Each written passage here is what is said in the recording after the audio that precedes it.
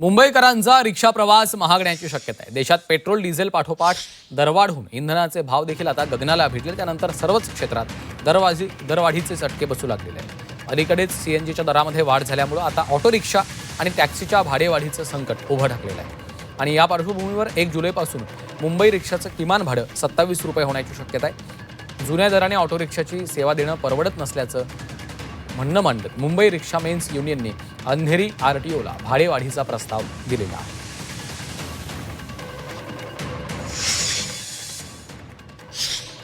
तर रिक्षा भाडेवाढीपासून आता मुंबईकरांना तुर्तास दिलासा मिळाला आहे। अद्याप रिक्षा भाडेवाढीचा प्रस्ताव नाही आहे। परिवहन मंत्री प्रताप सरनाईकांनी या संदर्भातली माहिती दिलेली आहे।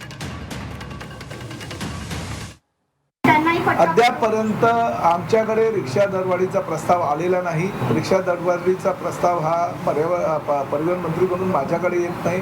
आमचे जे सेक्रेटरी आहे संजय सेठी त्यांच्या अध्यक्षतेखाली एसटीएची एक बैठक होते आणि त्या बैठकीमध्ये तो निर्णय होतो, परंतु अद्यापपर्यंत माझ्याकडे तरी तो प्रस्ताव आलेला नाही।